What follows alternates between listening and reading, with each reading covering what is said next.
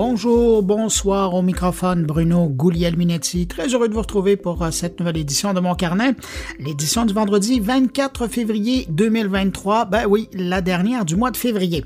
Au menu cette semaine, un entretien avec un professeur et chercheur de l'UQAM qui s'intéresse au sort des influenceurs et à la réalité plutôt complexe des gens qui font de la publication en ligne. Rencontre également avec un entrepreneur montréalais dont l'entreprise carbure à l'intelligence artificielle depuis plus de 20 ans. Et puis, on ira rejoindre dans leur studio deux créateurs qui ont décidé de créer un podcast à partir de ChatGPT. Alors, mes collègues sont également de la partie, en commençant cette semaine par Thierry Weber, qui s'intéresse au nouveau forfait payant de Facebook et Instagram. On parlait de ChatGPT. Stéphane Ricoul nous propose un billet dans lequel il s'amuse, non pas avec ChatGPT, mais plutôt de ChatGPT. Et puis, Jean-François Poulain s'intéresse à la création UX, disons qui vient du champ gauche. Alors, voilà pour le menu de cette édition, mais juste avant de commencer, permettez-moi de saluer 5 auditeurs de Mon Carnet. Salutations toutes particulières cette semaine à Yves Mon, un incontournable du numérique et de l'enseignement, Jean-Eudes Francisque, Luc Notchent, Anaïs Ketchidi et Jean-Denis Morin. À vous 5, merci pour votre écoute et puis merci évidemment à vous que je n'ai pas nommé mais qui êtes là présentement. Merci de m'accueillir en ce moment entre vos deux oreilles. À tous, je vous souhaite une excellente écoute.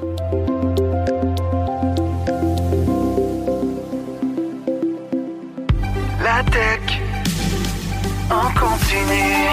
Vous connaissez Radio Mon Carnet ? C'est le meilleur du podcast Mon Carnet, diffusé 24 heures sur 24, 7 jours semaine. Avec plus de 1000 entrevues et chroniques proposées par Bruno Guglielminetti, Jean-François Poulain, Thierry Weber et Stéphane Ricoul. Pour écouter Radio Mon Carnet, c'est simple. Allez sur radiomoncarnet.com ou visitez le blog moncarnet.com.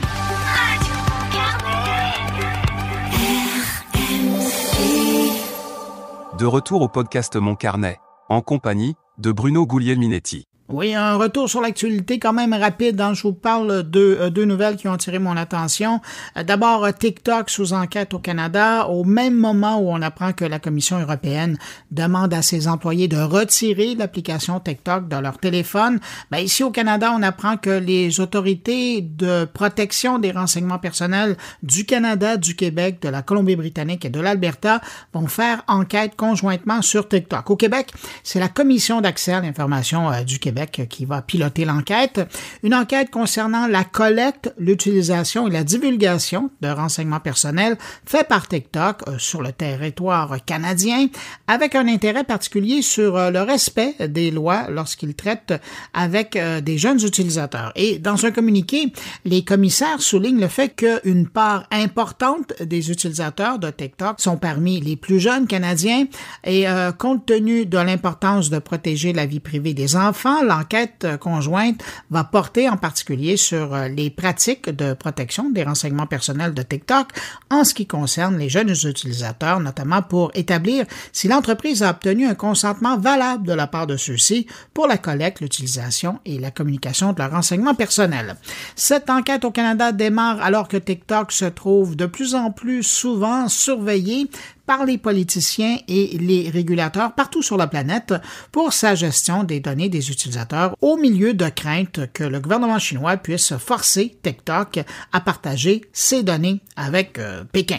De son côté, un porte-parole de TikTok a affirmé, et j'ouvre les guillemets, la confidentialité et la sécurité de la communauté TikTok, en particulier de nos jeunes utilisateurs, sont toujours une priorité absolue et nous nous engageons à fonctionner avec transparence pour gagner et conserver la confiance des nombreux Canadiens qui créent et trouvent de la joie sur notre plateforme. Je ferme les guillemets. En ajoutant, j'ouvre les guillemets, nous sommes heureux d'avoir l'occasion de travailler avec les autorités fédérales et provinciales de protection de la vie privée pour établir les faits sur la façon dont nous protégeons la vie privée des Canadiens. Je ferme les guillemets.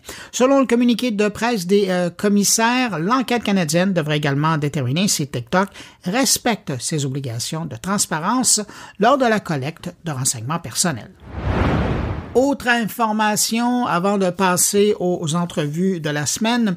Vous savez que ça fait un moment qu'on parle des automobiles autonomes. Eh bien, la compagnie de taxi robot de GM, la compagnie Cruise comme dans Croisière, vient de franchir les 1,6 million de kilomètres sans conducteur derrière le volant.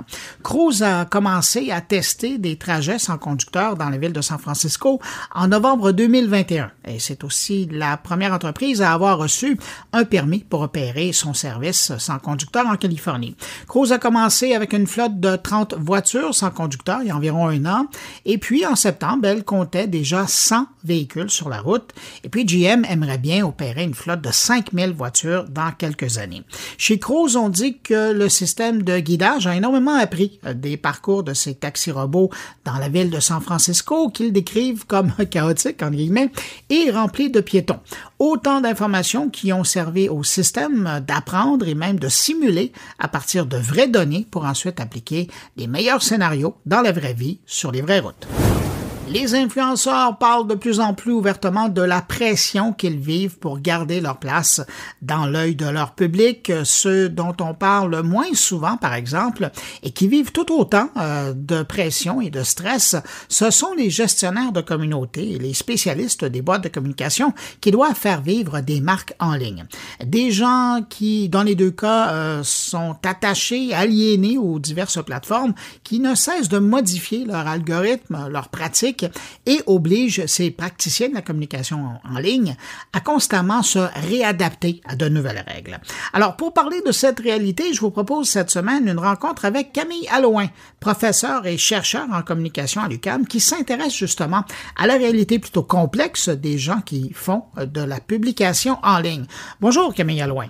Bonjour. Je voulais parler avec vous parce que c'est une de vos spécialités. C'est justement toute la mécanique par rapport aux algorithmes et au fait que plus on les nourrit, plus ils ont faim et plus ils nous donnent de portée quand on est un influenceur. Vous qui vous penchez sur la chose, est-ce que les choses se sont complexifiées depuis quelques années ou est-ce qu'on est toujours dans le même rythme et les influenceurs qui se lancent doivent toujours travailler dans ce contexte-là? Mais les plateformes évoluent constamment, ça c'est quelque chose qui est assez évident.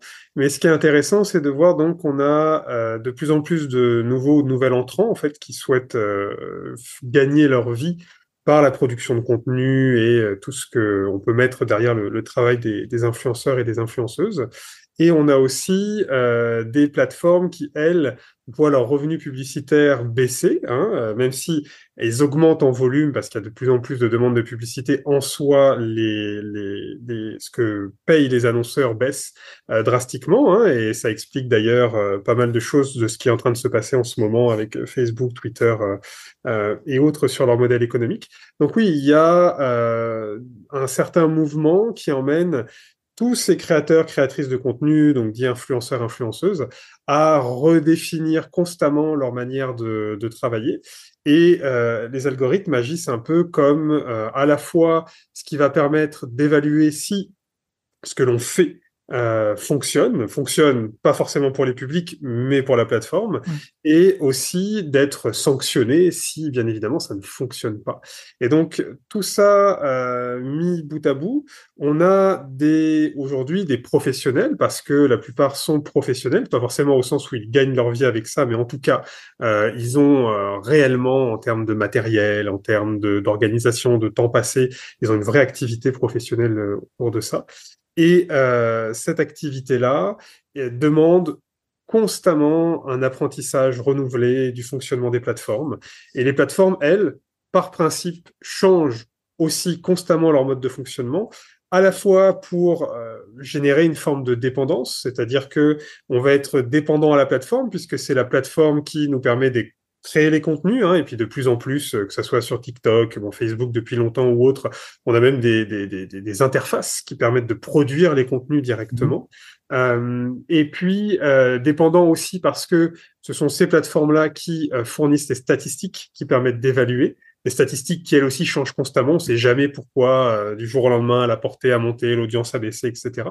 Donc, tout ça fait que, aujourd'hui, un influenceur, une influenceuse qui va sur une plateforme investit, on va dire, énormément sur celle-ci, et devient presque, alors sauf pour les célébrités, alors on dit micro-célébrités, mais quand on a 10 ou 15 millions de personnes qui vous suivent, on a dépassé le stade du micro, je pense. Mais en tout cas, sauf pour celles-là qui peuvent avoir voilà, des managers, des assistants, etc. Généralement, on voit que la plupart sont, par exemple, très investis dans Instagram. Et puis éventuellement, voilà, on a une page Facebook, un compte Twitter à côté, mais l'investissement premier dans Instagram ou dans TikTok ou dans YouTube. Bref, on a un tel travail pour se maintenir à flot, j'allais dire, sur une plateforme, que ça devient compliqué d'aller ailleurs. Et ça, c'est quelque chose d'assez particulier si on prend les blogueuses ou les blogueurs d'il y a maintenant 10-15 ans, qui étaient un peu partout. Ah oui. Voilà. Là, maintenant, on voit que voilà, il y a les youtubeuses, youtubeurs, comme on dit, instagrammeurs, instagrammeuses, tiktokers, tiktokeuses, et puis éventuellement, le contenu qu'on produit sur TikTok, on le met sur YouTube, mais voilà, on va pas chercher les mêmes publics et surtout, on n'a pas le même rapport à la plateforme. Donc, il y a une segmentation des marchés là, qui est claire. Oui, et qui est aussi, en tout cas, moi, des enquêtes que j'ai menées, qui est aussi en partie une attente des annonceurs, des agences, des organisations en général, qui font des plans stratégiques, des plans de stratégie numérique, qui sont extrêmement segmentés aussi. Et on veut tel format, tel contenu sur TikTok, et on veut tel format, tel contenu sur YouTube, et on veut telle action, tel jeu concours, par exemple, sur Facebook, et Instagram, c'est les stories de telle et telle façon. Donc en fait, il y a aussi cette demande qui est ultra spécialisée parce que, par rapport au marché de l'influence, parce que le marché de l'influence est saturé et il est, de mon point de vue, mais alors là, je n'ai pas quantifié la chose, mais ça serait intéressant, mais il est saturé surtout de demandes, c'est-à-dire que il y a énormément d'organisations qui veulent passer par des influenceurs et des influenceuses. De manière très triviale, on s'en aperçoit. Aujourd'hui, si vous tombez sur une vidéo YouTube, on va prendre cet exemple-là, où la personne a, je sais pas, même 5, 6 000, 7 000 abonnés, mais une sorte de récurrence, de production récurrente sur un thème, il y a 9 chances sur 10 que vous ayez un lien d'affiliation qui apparaît dans les commentaires, même pour le commerce local d'à côté de chez lui, ou voilà. Donc il y a cette demande de passer par les influenceurs et influenceuses dans une logique qu'on appelle la dépublicitarisation, c'est-à-dire que les modèles publicitaires classiques sont en train de s'effacer. Les publics, nous sommes de moins en moins réceptifs alors, aux bannières, aux choses qui clignotent, ça fait un moment. Mais de manière générale, donc, les annonceurs, les consultants, consultantes, relationnistes, publicitaires essayent de trouver des nouvelles manières de faire et les influenceurs, influenceuses, peu importe leur niveau, sont extrêmement demandés. Cette saturation emmène donc à une hyper-spécialisation, une segmentation hors plateforme et emmène aussi à aller chercher, vous savez, depuis quelques années, on parlait d'influenceurs, influenceuses, après on a parlé de micro-influenceurs, influenceuses, maintenant on est passé aux nano-influenceurs, influenceuses. C'est-à-dire que le marché est tellement saturé qu'on va chercher, je vous dis, voilà, même la boulangerie à côté de chez moi pourrait venir me voir parce que j'ai 12 000 abonnés sur Twitter et me demander de mettre des liens d'affiliation. On arrive presque dans cette logique-là. Aïe, aïe, aïe. Mais je reste sur le thème des influenceurs. Je lisais quelque part que vous faites même un lien entre l'ère de l'industrialisation où les ouvriers étaient pris à leur machine pour travailler, mais dans le cas des influenceurs, ils sont presque devenus esclaves de ces plateformes-là. Alors, toute proportion gardée entre travailler à l'usine et travailler à produire des vidéos YouTube, bien évidemment. Les conditions de travail restent bien différentes. Mais l'idée, c'est de dire que aujourd'hui, ce qui permet de produire du contenu, puis c'est le cas aussi pour votre balado par exemple, mais ce qui permet de produire des contenus, tout du moins de les diffuser, ce sont les plateformes qui, elles, possèdent en fait l'outil de production. C'est-à-dire que oui, techniquement, le micro, la caméra, si on prend une vidéo, appartient à la personne qui l'utilise, mais comme le bleu de travail ou certains outils, c'est pas la question. C'est plus de dire que aujourd'hui, si la plateforme sur laquelle vous êtes décide de vous démonétiser, si elle décide de changer la manière de faire, si elle décide de vous imposer un format, si elle décide de vous imposer une cadence aussi, hein, pour dire bah hey, une vidéo par semaine, un balado par semaine, c'est pas assez là pour être visible, Bruno, et il en faut trois. Hein, et puis là, peut-être que il y aura assez de visibilité pour maintenir des revenus, en admettant qu'il y ait une idée de revenus derrière. Voilà. Et donc c'est dans ce sens-là que les industries culturelles classiques, on a toujours parlé d'industrie culturelle aussi, hein, pour parler du cinéma, etc., de l'édition, là deviennent des industries numériques culturelles aussi, où effectivement, il y a un partage des tâches déjà entre les producteurs, productrices de contenu, les publics qui vont relayer, commenter, etc. Et puis, il y a encore une fois enfin, on est dépossédé des moyens de production qui appartiennent aux plateformes et qui vont clairement ériger les règles et qui, bah, voilà, pour certaines, vous en disiez, ça sera toujours gratuit. Maintenant, ça va devenir en partie payant. Si demain, TikTok décide que une vidéo doit faire 12 secondes et plus 45, et ben, tout le monde fera des vidéos de 12 secondes. Si demain, YouTube dit, bah, moi, là, la vidéo, c'est pas possible, je veux pas qu'il y ait tel terme qui apparaisse, c'est déjà le cas, hein. Je veux pas qu'il y ait telle musique, et ben, on fera autrement.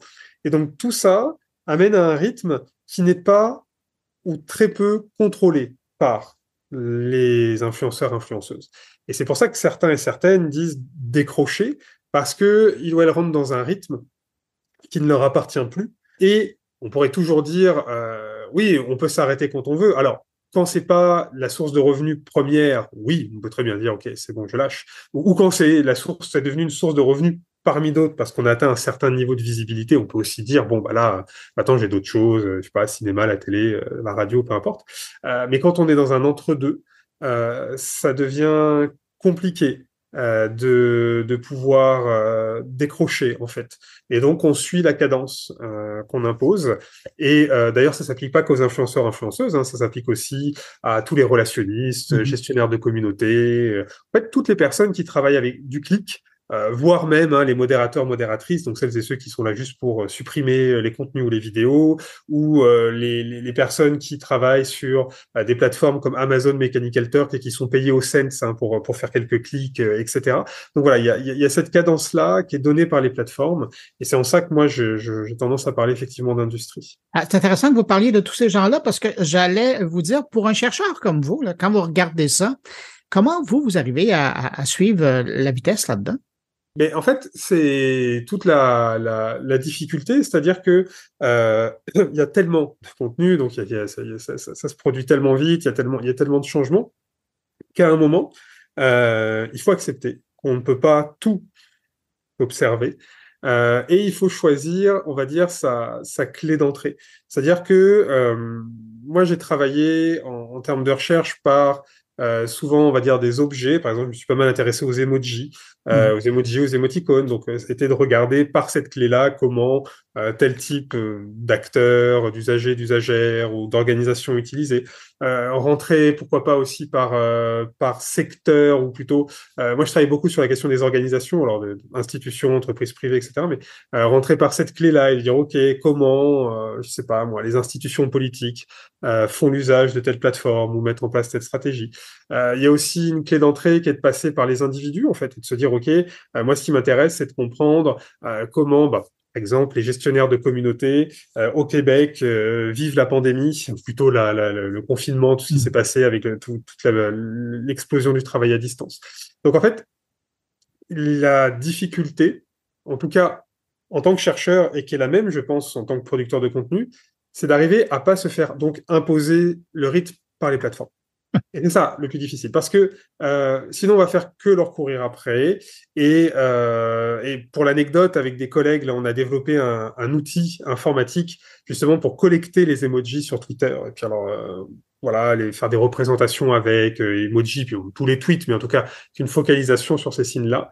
Et on allait annoncer la sortie de l'outil. Et Elon Musk a annoncé qu'il allait couper. Ben oui, les API. Voilà, qu'il avait coupé les API une semaine avant qu'on annonce la sortie de l'outil. Donc là, pour l'instant, c'est pas coupé. Donc on est en train de finaliser des tests. Mais voilà, donc soit on dépend des plateformes. Et puis là, notre premier réflexe a été de dire est-ce qu'on veut vraiment dépendre de Twitter? Alors, est-ce qu'on peut pas retravailler l'outil pour faire autre chose, soit d'autres plateformes, soit voilà. Et puis voilà, en tant que chercheur, c'est de se dire mais si demain, telle plateforme introduit telle nouvelle fonctionnalité, est-ce que je vais obligatoirement devoir tout refocaliser autour de ça? Ou est-ce qu'au final, je cherche des éléments qui sont récurrents? Et vous voyez, par exemple, TikTok, quand TikTok enfin, pas est apparu, mais surtout quand son usage s'est développé énormément pendant le confinement, la pandémie, etc. Mais on peut se dire, OK, TikTok, on a des nouveaux formats, bien évidemment, on a des nouveaux usages qui apparaissent, mais qu'est-ce qui est récurrent dans l'usage de TikTok, dans la production de contenu, dans le marché, admettons même qui se met autour. Et une fois qu'on a identifié ces récurrences-là, on va chercher des éléments spécifiques. Et puis tiens, comment, je sais pas, voilà, les étudiants et étudiantes s'en servent, comment tel type de personnes crée du contenu, comment s'organise tel marché autour de ça. Donc l'idée, c'est de chercher de la stabilité, parce que de toute manière, toutes ces entreprises fonctionnent par mimétisme.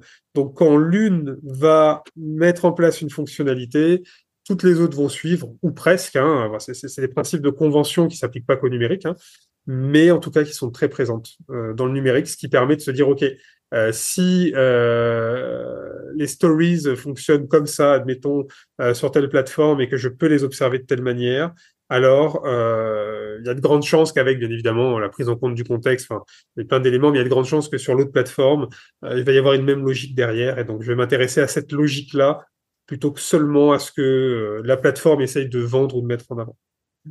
Je reviens sur, vous les avez mentionnés, les organisations, les entreprises privées.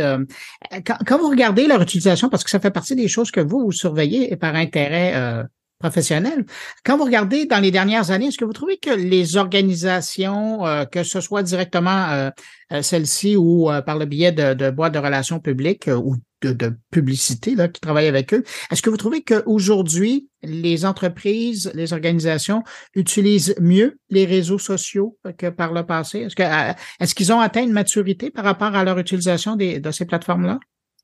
Alors, c'est amusant parce que je suis en train de me dire que moi, j'ai commencé comme consultant en France il y a 15 ans maintenant, ça me rajeunit pas, justement pour créer des pages Facebook pour les premières grosses entreprises françaises, pages Facebook, compte Twitter, faire les premières veilles en fait en réputation, où est-ce qu'étaient les publics, quels étaient les risques, les opportunités, etc. En fait, c'est amusant parce que je pense pas qu'il puisse y avoir de maturité. D'une part parce que ça change subtilement, constamment, c'est pas des grands bouleversements, c'est toujours subtil. Hein. Je vous dis, tel contenu de telle année préfigure celui de l'année d'après, telle fonctionnalité sur telle plateforme annonce l'usage sur tous les autres. Donc, il y a une évolution subtile, mais ce qui est assez flagrant, là, j'ai terminé une enquête donc l'année dernière où j'ai rencontré une trentaine de relationnistes, gestionnaires de communautés, etc., d'organisations québécoises. Alors, je dis donc organisations, donc vraiment tous les secteurs possibles.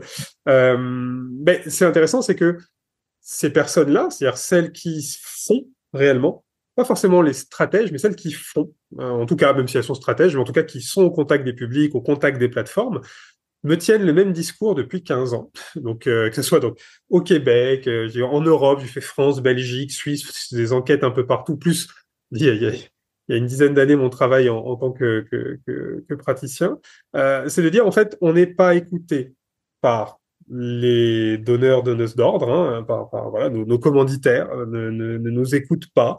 Ils ont une vision qui est une vision qui est la leur. Alors, si c'est des patrons, patronnes, commanditaires qui sont très impliqués, qui s'intéressent, qui suivent l'actualité, peut y avoir des choses plutôt intéressantes à développer.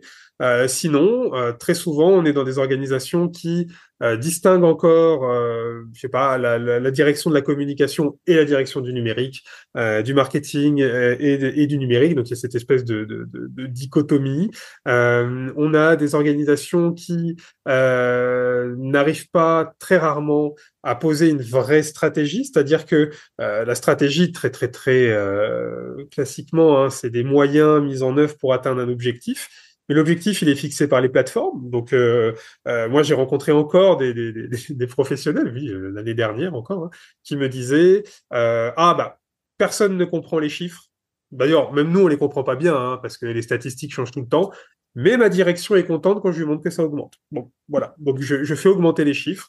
Ma direction dit super, ça marche. Et là, je vous parle d'organisation, pas des petites PME ou du coin. Hein. Je parle de grosses organisations où en là-dessus ou encore mon organisation me laisse faire du LOL, me laisse faire du fun parce que pour eux Internet c'est du fun, donc ils me laissent faire du fun. Et puis j'ai pas de compte à rendre. Donc là, tant mieux parce que la personne elle s'amuse et puis ça crée souvent une belle image, tout ça. Et voilà.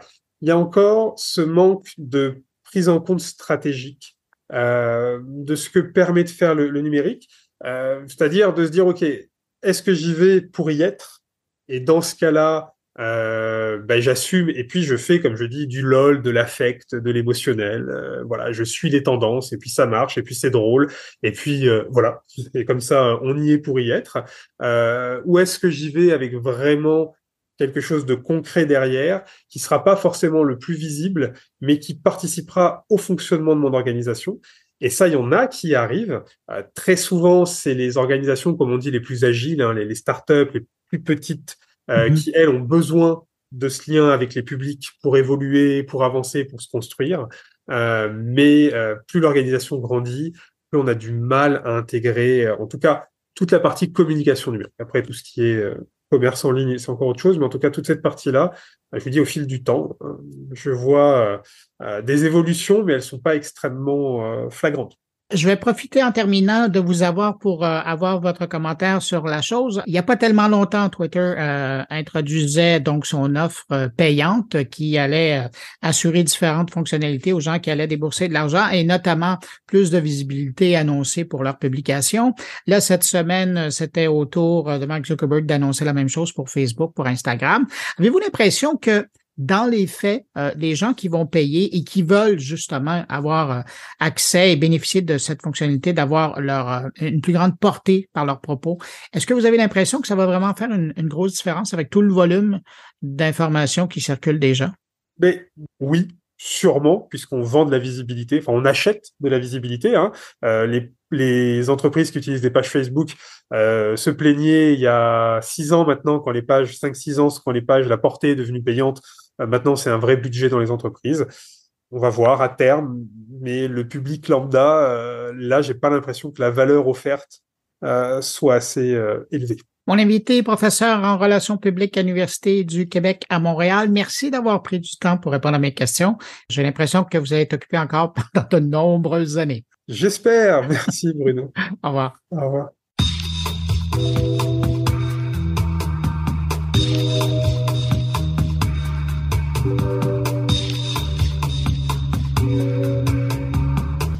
Au début des années 2000, j'avais rencontré à Montréal ma toute première entreprise qui utilisait ce qu'on appelle aujourd'hui de l'intelligence artificielle, mais à l'époque, on parlait de systèmes informatiques qui traitaient d'immenses bases de données. Un peu plus tard, j'ai revisité cette entreprise, c'était au milieu des années 2010.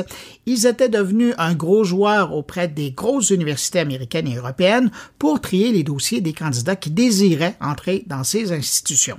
Aujourd'hui, la compagnie Explorance travaille toujours dans le domaine de l'enseignement, mais également des entreprises avec les équipes de RH de celles-ci pour aider au cheminement des employés au sein de ces organisations.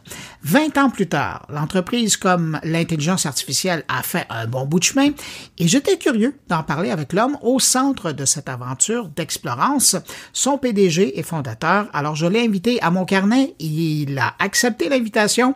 Alors on le rejoint tout de suite. Bonjour Samer Saad. Bonjour Bruno, comment allez-vous? Ça va très bien, merci. Merci d'avoir accepté mon invitation. Je le racontais dans la présentation. Vous êtes la première entreprise que j'ai vue à Montréal qui utilisait l'intelligence artificielle, mais ça remonte à il y a 20 ans.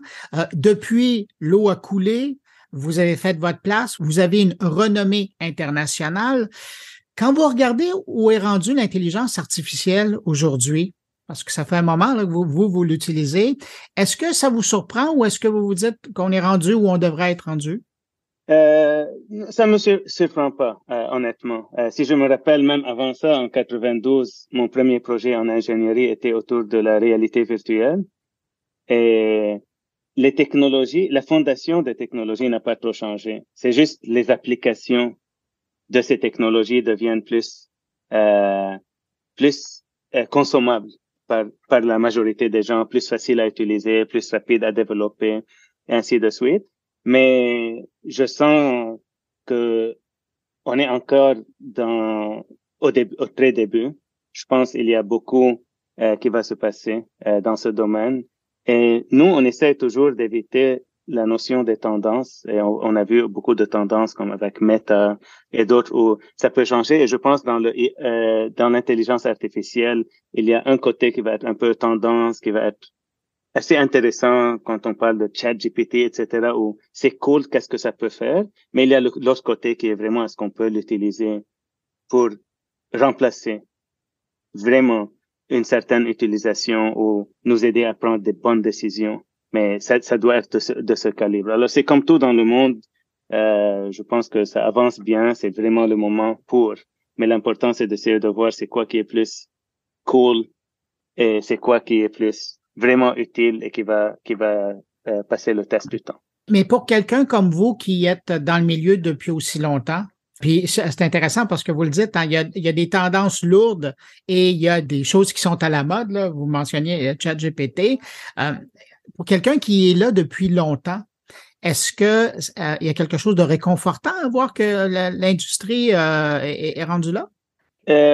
Absolument, parce que c'est du potentiel qui n'est pas utilisé, mais c'est dans toutes les industries. Alors, dans cette industrie, je trouve que on est encore loin du plein potentiel d'utilisation. Mais ce qui est cool de voir, c'est que le marché est prêt. Par exemple, si on regarde la réalité virtuelle, ça fait 20 ans, il n'y a rien de nouveau aussi, 30 ans même. Et quand Meta, ils sont venus pour essayer de faire quelque chose, ils ont fait face au fait que les gens ne sont pas prêts pour. Dans le IA, c'est un peu différent. Les gens sont prêts pour, mais j'ai peur qu'on élargit un peu l'ampleur et le potentiel. Moi, je pense toujours que c'est quelque chose qui va augmenter ce qu'on fait. Ça va améliorer ce qu'on peut faire, mais ça ne remplacera rien. Au fond, le but ici, c'est de nous aider à faire plus. Si j'ai un cerveau et 2 mains, est-ce que je peux avoir 40 mains? Et toujours le même cerveau qui est amplifié avec ce qui le conforte. Alors oui, je vois ça, c'est excitant. C'est bien de voir que le monde commence à regarder un peu plus profondément ce que l'augmentation de nos décisions peut ajouter à notre vie, l'augmentation de nos capacités peut augmenter à notre vie, mais je pense pas qu'on verra jamais un juge qui est fait par l'intelligence artificielle parce qu'il y a toujours le côté jugement. Je pense pas on peut automatiser. J'aimais bien votre image d'avoir un cerveau, 2 mains, puis là, vous pouvez en avoir 40. Parce que à Explorance, votre entreprise, là, ça a été ça dès le départ. C'était de venir assister les grandes entreprises, ben, particulièrement dans votre cas, c'était les grandes organisations éducatives de par le monde, là, d'arriver à les aider quant au choix, notamment de leurs étudiants. Où ça en est rendu avec Explorance? Quand vous regardez là, les 20 dernières années?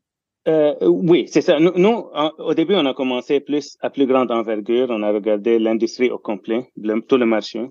Avec le temps, on s'est spécialisé dans les secteurs postsecondaires et c'est là où on a bâti l'essor de la compagnie. C'est ce qui nous a amené loin, mais c'est les deuxièmes. Explorance à 20 ans aujourd'hui, c'est la deuxième moitié de notre vie. Et il y a 5 ans, on s'est concentré sur le monde du RH. Parce que nous, ce qu'on regarde, c'est la lignée ou la ligne qui trace le chemin d'une personne du moment où je commence à apprendre pour me préparer à me joindre à la force de travail jusqu'au jour où j'arrête de travailler. Et notre but, c'est si on peut aider quelqu'un que quand j'arrive à la fin, à se sentir qu'ils ont contribué, qu'ils ont pris un chemin qui leur ressemble, qu'ils ont raconté une belle histoire et qu'ils ont appris dans ce chemin. Et si on pense à ça, c'est vraiment au cœur de pouvoir utiliser des données et de l'information à grande échelle, que ce soit du côté académique ou du secteur de l'emploi. Parce que quand on parle de est-ce que je suis arrivé à la bonne place, il y a beaucoup de gens qui vont étudier en médecine, devenir docteur et 10 ans plus tard dire, oups, j'aurais préféré être avocat. Et c'est trop tard. Right? So, le but, c'est vraiment de pouvoir accompagner les gens le plus tôt possible. Mais ça prend des milliers et des milliers de données qu'on va pouvoir prendre avantage. Et ça, c'est plus là où j'aimerais qu'on aille. Là, on est aujourd'hui, ces deux segments qui sont très divisés. Ils sont pas ensemble, ils ne travaillent pas ensemble. Mais nous, on regarde, on dit, on a 3,5 milliards de données du côté entreprise. On a quelque chose possiblement d'équivalent du côté postsecondaire. Si on peut rouler du travail, amener ces deux segments ensemble pour pouvoir commencer à dire aux gens très tôt dans leur vie, dépendamment de ce que tu veux être quand tu vas terminer ta mission dans ta vie de travailler, là, je vais t'aider à choisir le meilleur acheminement, que ce soit un programme, une région, un pays, une compagnie, ainsi de suite, pour les accompagner, on pourra faire beaucoup de bien. Là, ça, c'est plus le rêve que j'ai pour Explorance en prenant avantage de ce qu'on a et de ce qui est possible avec l'IA, mais ça va prendre vraiment que deux mondes travaillent ensemble. La réalité aujourd'hui, elle est plus modeste. Et elle est beaucoup mieux que ce qu'il y avait il y a 20 ans, mais aujourd'hui, on peut aider les institutions académiques, par exemple, à s'assurer qu'ils sont en train d'optimiser l'expérience de l'étudiant. On est s'assurer que l'enseignement est efficace, que l'apprentissage est optimisé et qu'on minimise la probabilité qu'un étudiant va décrocher. On peut même aller au niveau, on peut détecter si un étudiant est à risque de décrochage, juste par les commentaires qu'ils vont donner. Alors, juste en lisant les commentaires, on peut voir, OK, cet étudiant est à risque de ci, risque de ça. Même chose du côté entreprise. On peut savoir si un employé se sent inclus ou non. C'est très difficile de pouvoir avoir une mesure d'inclusion aujourd'hui. C'est pas une donnée démographique qu'on va regarder, dire inclus oui ou non. On peut pas leur demander une question. Alors, il y a beaucoup qui ressort de ce que la personne exprime de ces jours. Et nous, on s'est spécialisé dans ça. On va vraiment aller le plus profondément possible, essayer de comprendre tout ce qui ressort dans un commentaire, que ça soit l'émotion, que ça soit de ce dont je parle, les qualifications de ceci, c'est quoi que je recommande, et pouvoir redonner ça à une organisation d'une façon actionnable et responsable. On peut dire, OK, dans cette région, le risque d'accrétion de vos employés vient d'augmenter de 10%. Et la grande raison, c'est que parce que vous avez ce sous-groupe qui ne se sent pas inclus dans les décisions, par exemple. Et là, ça peut aider vraiment à avancer les choses. Alors aujourd'hui, on est là et c'est vraiment la technologie, le machine learning dans ce cas, qui nous permet de faire ça avec une super bonne qualité décisionnelle. Et c'est sûr, le but, c'est de toujours avancer. Quand je regarde, c'est 5% du chemin, mais c'est déjà assez loin comparativement à ce qui est possible dans le marché, parce qu'on pense à ça depuis tellement longtemps et on se spécialise surtout dans le monde de la rétroaction et de la voix de l'employé, la voix de l'étudiant. Quand vous donnez ces outils-là à vos clients, quand vous leur permettez de voir ces réalités-là, de chiffrer les réalités de ce que les gens vivent, avez-vous l'impression que vous bouleversez ou est-ce que vous amenez du changement dans ces organisations-là? Il faut éduquer, il faut expliquer. Je pense c'est pas évident qu'on peut dire à quelqu'un, tu peux me dire quelque chose et je vais écouter ce que tu me dis. Et juste en me disant ça, je vais pouvoir savoir si vous êtes à risque de quitter, par exemple, right? Pour commencer, c'est comme, ça prend tellement de nuances dans ça que, il faut expliquer, il faut éduquer les gens. Et ce qui est bien, c'est dans l'essor de IA, ça éduque les gens. Mais si ça devient trop tendance, comme ChatGPT par exemple, les gens le voient comme de la magie aujourd'hui. Oh, je demande une question et ça me donne ci. J'ai dit oui, mais quand j'ai demandé à ChatGPT c'était qui le PDG d'Explorance, c'est supposément Sugar Sammy, right? Mais le système me l'a dit avec le même niveau de confiance. Et c'est ça le risque quand quelque chose devient tendance, right? Alors nous, ce qui est important, c'est de s'assurer que les gens comprennent que ça les aide, mais que c'est vrai. Et c'est là le défi. Alors, c'est pas vraiment ce que ça amène, parce qu'aujourd'hui, l'opposé de ça, c'est une grande compagnie il y a quelqu'un qui doit lire 10 000 commentaires les catégoriser, essayer de les comprendre, essayer de l'analyser, de ne pas mettre de biais humains, de ne pas influencer ce qui ressort, et ça peut prendre des mois, et quand tu vas avoir les informations, c'est trop tard. Ou bien, on peut utiliser comme l'outil BlueML, et on peut ressortir tout ça fois 10 en 2 minutes, right? L'important, c'est de pouvoir conforter les gens que même si ce n'est pas une science parfaite, ça va vous donner 80% de plus d'informations que vous aurez jamais eu sans. Et c'est des informations qui sont pertinentes que vous pouvez utiliser pour faire les grandes décisions.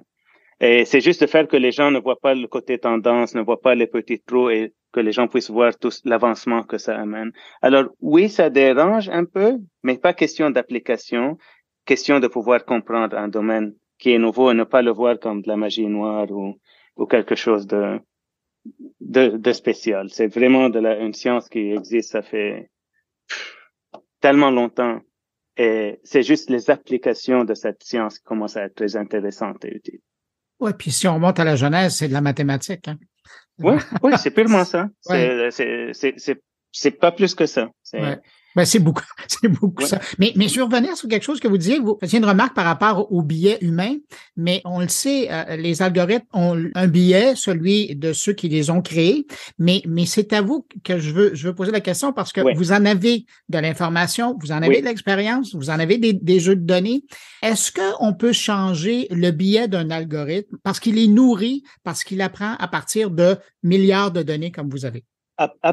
C'est pas juste le données, c'est la procédure. Parce que c'est sûr, il y a le concept de garbage in, garbage out dans la vie. Ouais.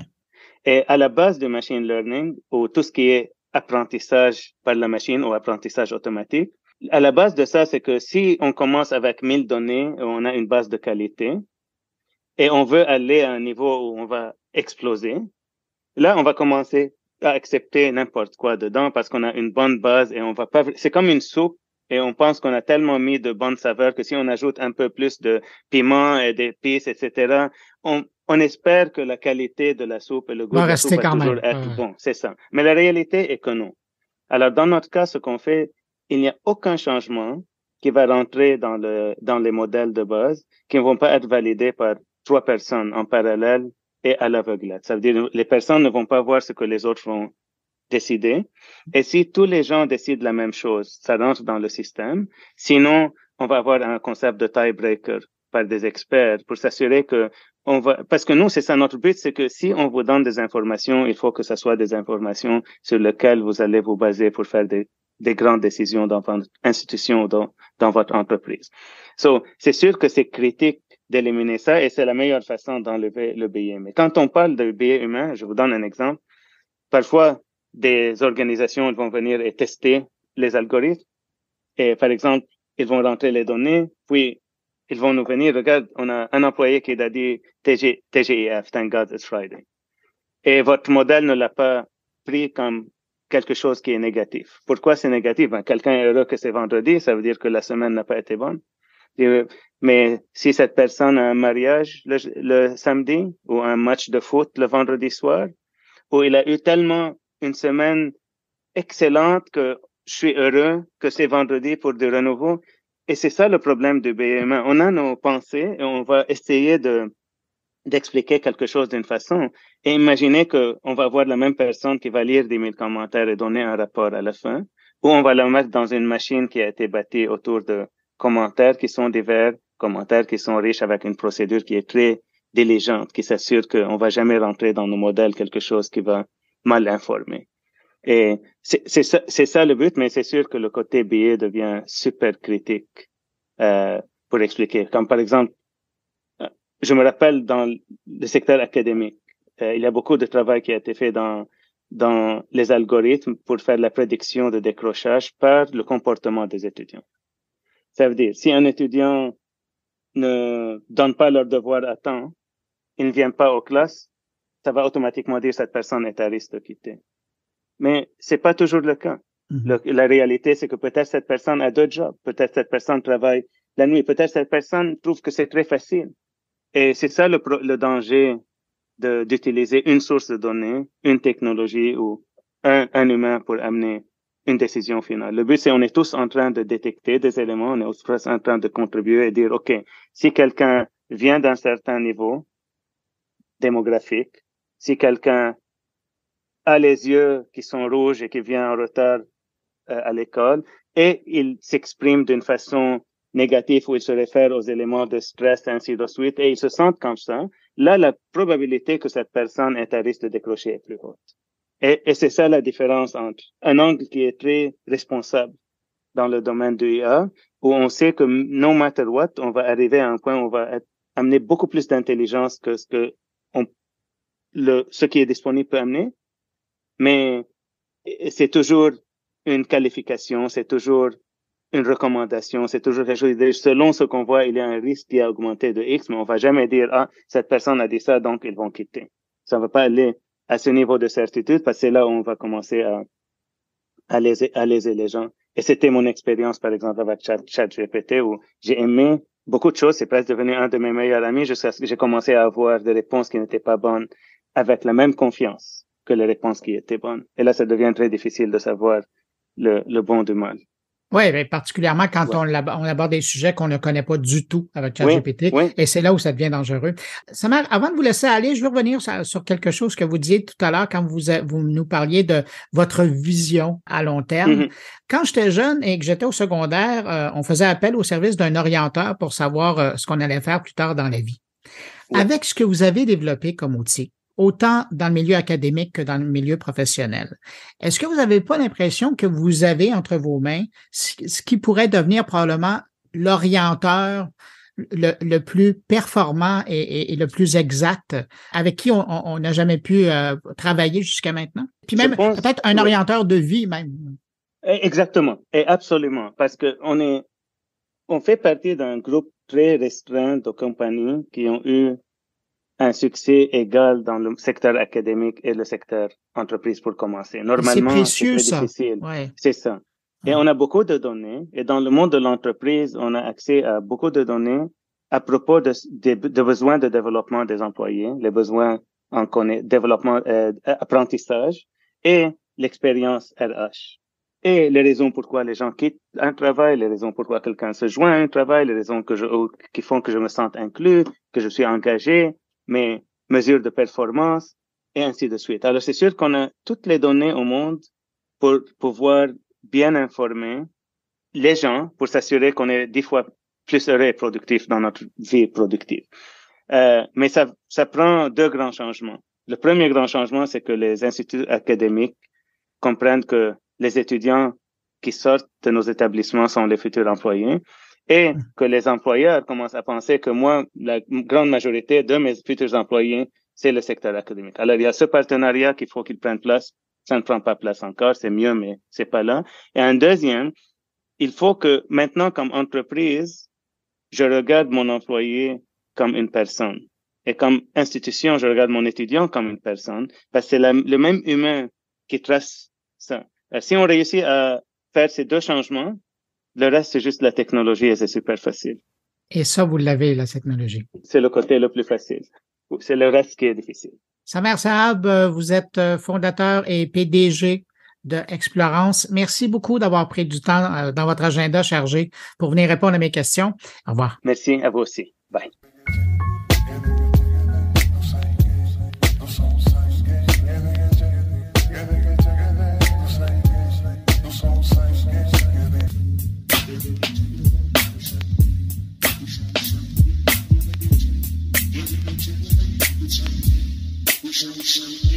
Troisième rencontre de cette édition de Mon Carnet, cette fois qui concerne l'intelligence artificielle, mais également la création artistique. Mes prochains invités sont dans le domaine du podcast depuis quelques années. Moi, je les connais parce qu'ils ont un studio de production, notamment de podcasts, la rue Saint-Denis à Montréal, mais d'autres les connaissent parce qu'ils sont également des musiciens qui offrent leurs services de création par le biais de leur boîte Virage Sonore. Mais si je les accueille aujourd'hui, c'est que Kevin Gironnet et William Morer viennent de se lancer dans la folle aventure de créer une série de podcasts à partir de discussions, imaginez-vous, de ChatGPT. ChatGPT. Ce qui fait de la série L'imagination artificielle, ça c'est le nom du podcast, la toute première balado francophone créée avec de l'intelligence artificielle. Pour en savoir plus sur la démarche, le projet et la série, on va les rejoindre à leur studio. Bonjour Kevin et William. Bonjour. Messieurs, vous avez décidé de vous aventurer dans un monde fou du podcast, mais comme c'était pas déjà difficile, vous avez décidé d'y ajouter la donnée de la création, mais par l'intelligence artificielle. Ça vient d'où cette idée-là? Cette idée-là, elle est venue assez vite parce qu'on on joue avec l'intelligence artificielle depuis un petit bout de temps. Je laisserai Kevin expliquer ce qu'il fait avec de la musique. On a passé parce que ChatGPT est arrivé pendant décembre à peu près. Ouais, fin novembre, ouais. C'est ça, fin novembre. À peu près, on a commencé à jouer avec les images artificielles. Au début, c'était vraiment juste pour rire. Puis on a commencé à demander des scénarios en rigolant. Parce que Virage Sonore fait de la production de podcasts depuis maintenant 3 ans et on produit pour les gens qui nous commandent des podcasts. Mais ça fait longtemps qu'on voulait produire des podcasts et nous, on aime la fiction. Moi, j'ai même fait une partie de mes études en cinéma, donc j'aime le côté fiction, tout ça. Et en fait, pour rigoler, on a commencé à lui demander est-ce que tu aurais une idée de scénario de podcast et en fiction. Et là, il a commencé à nous sortir mais vraiment beaucoup d'idées au début et on s'est dit c'est trop drôle. Et en fait, en discutant avec Kevin, je lui ai envoyé les scénarios que je générais avec ChatGPT et on se disait mais ce serait vraiment drôle de les faire. Puis en fait, au fur et à mesure, on s'est dit comment on les fait. Est-ce qu'on commence à jouer? On prend des acteurs. Après, on était mais là, il faut aller dans le moment parce que c'est en ce moment que ça se passe. Donc, on s'est dit si on faisait tout avec les outils de l'intelligence artificielle disponible et nous, on agissait vraiment comme si on était un employé. C'est comme si ChatGPT était notre client. Il nous donnait la commande. Nous, on faisait on prenait toutes les intelligences artificielles pour les coordonner tous ensemble pour faire quelque chose et on ajoute notre touche. La seule touche humaine qu'il y a là-dedans, c'est ma voix quand je discute avec lui pour donner un côté un peu plus méta. Et les bruitages et tout ce que l'intelligence artificielle ne peut pas faire ou pas bien faire parce que le mix, on s'entend, c'est notre métier, donc on va pas le laisser à un robot. Là, Kevin, ça a l'air tellement simple quand William l'a dit, mais dans les faits, là, c'est une chose d'en parler, de dire c'est ça qu'on va faire, c'est ça qu'on a fait, mais c'est pas l'affaire la plus simple de créer. D'une part, une intelligence artificielle, puis encore plus de créer pour arriver à ce qu'on veut, à ce qu'on entend comme créateur. Alors, comment vous êtes pris?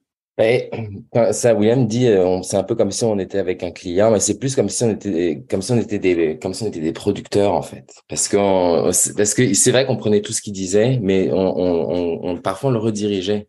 C'est ça où c'était compliqué. C'est que parfois, il prend des solutions il fait des choses qui n'ont pas vraiment de sens. Fait que, on essayait vraiment de le remettre dans le droit chemin. Tout ce qu'on pense, nous, comme étant le droit chemin. Mais en fait, la plupart du temps, on gardait ce qu'il faisait. Mais en fait, c'est pour ça qu'on a décidé finalement, dans le podcast final, de garder nos voix qui travaillons avec l'intelligence artificielle. On n'avait pas envie que ce soit juste de l'intelligence artificielle. On voulait vraiment mettre au cœur du balado l'action de créer avec. Donc ça, on voit que c'est la nuance est importante, là, ouais. Ouais, puis on met pas tout. Parce qu'il y a plein de moments où faut refaire, faut lui réexpliquer des choses, etc. Fait que c'est pas mal complexe, mais ça reste vraiment, ça reste le fun, en fait. Je pense que c'est ça. Mais ce que je comprends, c'est que l'idée créatrice, la première, évidemment, ça vient de vous autres parce que c'est vous qui avez interviewé, qui avez posé des questions à ChatGPT. Mais une fois que ça a été fait, là, que vous avez décidé c'est ça qu'on fait, et puis que vous avez retravaillé avec, ça fait drôle à dire, mais vous avez retravaillé avec ChatGPT comme c'était quelqu'un d'autre dans le projet, qui a généré les idées. Après, vous partez avec ça. Mais est-ce que vous avez décidé, parce qu'il y a des choix à faire, il y a d'autres intelligences, Kevin, vous êtes dans la musique, là, il y a d'autres choix à faire. Maintenant, il y a de l'intelligence artificielle pour créer de la musique. Vous travaillez avec ça. Il y a de l'intelligence artificielle qui vous permet de créer des voix. Est-ce que vous avez songé à aussi jouer de ce côté-là? Ben, tout ce qu'on entend là dans le podcast, c'est des autres intelligences artificielles. La musique est une intelligence artificielle aussi. En gros, on lui a demandé la première discussion qui a fait aussi le premier épisode, qui est AI Boy, on l'a écourté parce qu'en vrai, ça aurait fait un épisode de 1h30 tellement qu'on lui a posé de questions. Ça aurait fini en série de Netflix. Là. Ça aurait été une série Netflix complète parce qu'on lui demandait, ouais, tu nous conseilles quoi comme intelligence artificielle de musique? Et du coup, il nous en a conseillé plein. On en a essayé plein. Il y en a des bonnes, il y en a des mauvaises. Il y en a, vu qu'ils datent de 2021, il y en a qui n'existent plus aussi. Ça, c'est quelque chose d'autre. Et ça, c'était un peu dur des fois sur certaines choses. On lui a demandé quel est le logiciel idéal pour personnifier ta voix. Il nous en a proposé. À chaque fois, il en propose plusieurs. Celui qu'il avait dit, il est idéal, il n'existe plus. Donc, on s'est dit, bon, bah, tant pis. Et on s'est posé pas mal de questions là-dessus. C'est pour ça on a utilisé tout ce que la création pouvait nous donner. On en a essayé plein. On a pris vraiment nos choix étaient entre l'économie aussi parce qu'on s'est dit bon, on sait pas de quoi va être fait cette série sur le long terme. On va pas commencer à payer des abonnements de $200-300 par mois pour juste essayer. Donc, on a pris à chaque fois, on a pris avec là où ça peut être le plus économique, là où on pouvait avoir des droits aussi, parce que certaines intelligences artificielles demandent des droits d'auteur pour la musique qu'elles génèrent. Donc, on est allé chercher aussi là où on avait des licences beaucoup plus faciles à avoir et que c'était beaucoup plus simple là-dedans. Mais c'est ça, c'est assez bluffant. En gros, il nous dit tout. Il nous a dit tout quoi faire, mais on doit quand même faire un petit peu des choix au final. Le design sonore aussi, on lui demandait d'être précis dans le design sonore. Fait que il nous disait quoi faire. Fait que ça, par contre, on devait le faire. Il y a des outils qui font des intelligences artificielles qui font des effets audio, mais c'est vraiment, déjà, en fait, on n'a pas réussi à trouver vraiment des choses vraiment accessibles déjà. Donc, fait que ça, on l'a fait nous-mêmes. On suivait les indications de ChatGPT. Les visuels aussi, ils sont tous faits. C'est ChatGPT qui nous disait, là, pour le visuel, ce serait bien de faire ça. Et là, on allait dans des générateurs d'images. Souvent, on allait avec DALL-E, on aime bien celui-ci. Ben, c'est ce que j'allais dire, ça restait dans la famille, là, de OpenAI. Ouais, c'est ça. Et puis là, on y allait. C'était des moments de plaisir. Mais là, je suis curieux, parce que vous êtes à la base des créateurs. Maintenant, vous faites aussi de la production là, pour des clients. Vous avez un superbe studio, rue Saint-Denis, à Montréal. Mais là, est-ce que quand on demande tout le volet créatif, évidemment, à la base, je ramène avec ça, c'est votre idée de dire, tiens, on va faire ça avec ChatGPT, puis avec d'autres outils. Mais est-ce que après, on se sent moins créateur, on se sent moins artiste dans la démarche? Au contraire, en fait, parce que on se rend compte qu'il est tellement assisté, parce que il a des idées, mais en fait, il y a quelque chose de créatif. C'est pour l'instant, là, les scénarios qui sont générés, c'est souvent moi qui parle avec lui, là. La nuit, là, quand j'ai découvert ça, là, j'ai fait plusieurs nuits blanches. Kevin s'inquiétait pour moi. Ma blonde était là, mais tu t'intéresses plus à lui qu'à moi. Est-ce que ChatGPT vous a aidé aussi là-dessus? Je lui ai demandé de me générer une lettre d'excuse. Ouais, comme une lettre d'excuse sous forme d'une fable de La Fontaine. Et en fait, moi, je trouve que ce qu'il y a de créatif là-dedans, c'est que finalement, il donne des idées, mais il a besoin d'assistance et que dans ce qu'il génère, nous, on va prendre, il y a le côté choix et puis il y a, comme disait Kevin, le design sonore, ça n'existe pas encore en intelligence artificielle, ce qui fait que il nous disait, par exemple, le son d'une sonnerie qui se transforme en pleurs de bébé, c'est des trucs, on se dit, OK, et c'est nous qui devons le faire, mais du coup, on est obligé de faire, de mettre en pratique notre créativité pour essayer de rendre la chose un peu plus cool à écouter, parce que si on le laissait tel quel, ça serait inécoutable en vrai. C'est pour ça que je vous écoute là, puis j'ai l'impression que le design sonore là, on s'entend qu'avec les outils qui sont aujourd'hui en 2023 disponibles, on parle d'1 an ou 2 et ça va être disponible. Ouais. À la vitesse où ça va là. C'est ça, il y a déjà, genre, j'ai pas la référence du site, mais j'ai vu ça passer. Il y a déjà il y a une compagnie qui est en train d'essayer de développer ça. Il y a quelques vidéos démos, mais pour l'instant, on n'a pas accès. On avait regardé ça où tu mets des mots-clés et puis ça te génère du design sonore. Mais pour l'instant, on n'y est pas. On s'est dit qu'on ferait évoluer la série avec l'évolution des intelligences artificielles aussi. Donc, peut-être que dans une prochaine saison, on fera avec ça. Là, parlons-en de la série. Pardon, Kevin? Je disais, ça ramène pas mal de conversations sur est-ce que ça va remplacer. Puis c'est un peu pour ça qu'on a fait la série là. C'est est-ce que ça remplace les humains? Puis il y a plein de. c'est cool que s'il y a une intelligence artificielle qui permet de faire des effets audio, tu sais, nous, ça nous fait pas peur. On est certain que c'est pas ça qui va nous faire qu'on va pas avoir de travail, parce que l'idée, c'est vraiment d'apporter des outils à des gens pour qu'ils puissent faire des choses. Ça enlève pas tout le côté artisanal des artistes qui est là. C'est ça qu'on essaie aussi un peu de montrer là-dedans, c'est que ça remplace pas la job de personne. Mais parlons-en de la série en tant que telle. Là, présentement, il y a 3 épisodes qui sont disponibles. Il y a AI Boys, dont vous mentionniez, William. Il y a Mystère à l'hôtel et Cuisine en scène. Est-ce qu'il y a un épisode, puis vous le disiez, William, cette série-là, elle va vous fonctionner avec les outils disponibles aujourd'hui, mais entre le premier épisode et le dernier épisode, est-ce que vous avez senti une évolution dans vos moyens de travailler? Parce qu'on apprend, hein, c'est comme un forgeron, ce qu'il a fait il y a 2 ans, puis aujourd'hui, c'est pas la même chose, là. Il est plus habile. La méthode change. Après, lui, ChatGPT en tant que tel, il n'est pas plus habile. mais par contre, c'est la manière avec laquelle je lui parle et on a compris comment lui faire dire certaines choses. J'ai compris, par exemple, il y a un vrai défaut quand il écrit un scénario qui est flagrant et qui sera toujours pareil. C'est qu'il a un manque de précision et ensuite, il a un manque au niveau des noms, par exemple, des prénoms. En plein milieu d'une scène, il va les changer et il oublie ce qu'il a dit avant. C'est assez spécial. Donc, il faut être attentif. Ouais, il faut être très attentif. On le met en scène. Il y en a volontairement, on laisse quelques erreurs pour justement montrer aux gens la vérité. Mais en vrai, il y en a beaucoup plus que ça et on est obligé de retravailler le scénario. Donc, on a vraiment toute une méthode maintenant qu'on a mis. Le premier épisode, c'était chaotique. On a mis des heures et des heures à le faire. Maintenant, on scénarise tout. Il y a la conversation qu'on prend. C'est pas juste un copier-coller. On travaille avec lui. Il y a certaines parties, quand ça fait pas de sens, en fait, on lui fait copier-coller de la partie à lui. Et je lui dis, ouais, sur cette partie-là, en fait, on peut pas dire, ouais, dans la scène 5, qu'est-ce qui se passe? Faut lui faire un copier-coller en disant, là, dans cette partie-là, qu'est-ce qui se passe? Et on commence à savoir travailler avec lui, mais il reste des absurdités. Il y a un épisode là, dans les prochains épisodes, en fait, chaque épisode, on essaye de questionner quelque chose sur lui. Donc là, celui qui va sortir la semaine de la Saint-Valentin, on va lui faire parler d'amour et il est parti dans une thérapie de couple. C'est assez spécial la vision de l'amour qu'il a.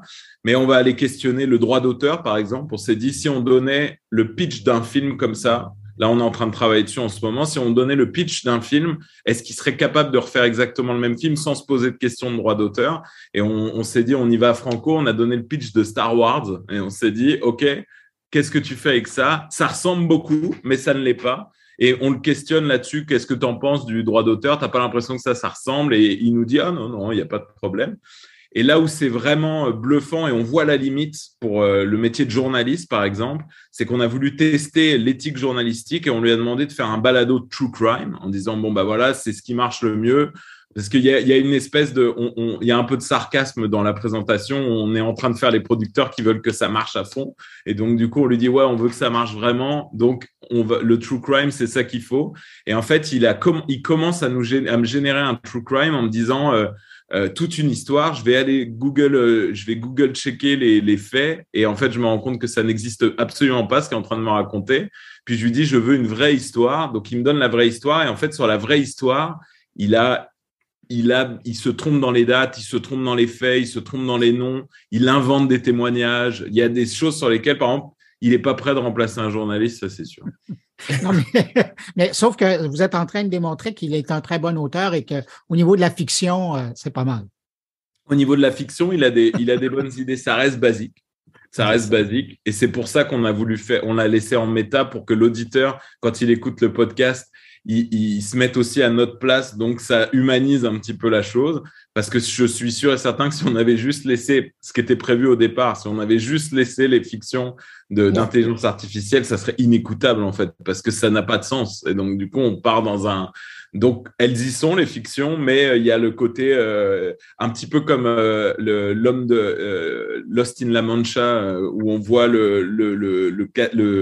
le film en train de se faire et on est en train de suivre les gens qui font le film et une partie du film La question, elle est pour vous deux. Au quotidien, vous aidez vos clients à faire des balados, à enregistrer des balados. Après avoir passé à travers ce processus-là, et je sais que, puis vous le disiez au début, hein, c'était pour vous faire plaisir, pour faire de l'exploration.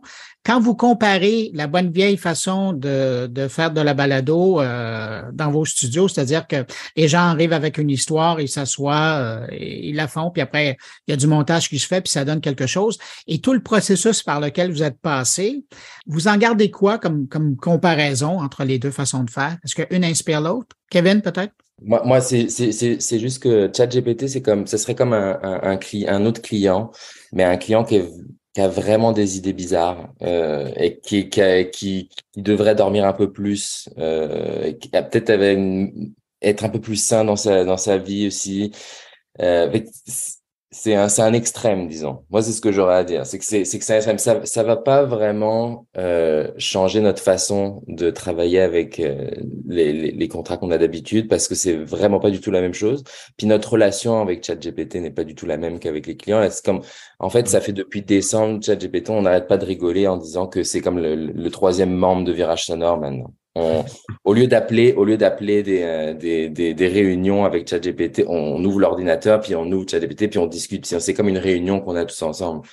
Fait que pour moi, ça change pas vraiment. Je sais pas ce que William veut dire là-dessus, mais c'est comme deux choses distinctes. Ouais. Je pense que ça change pas. Là où moi j'ai été bluffé en vrai, et j'ai l'impression que ça peut peut-être faire quelque chose, pas forcément pour Virage Sonore, parce qu'on est tous les deux musiciens, donc on aime faire la musique quand on nous la commande.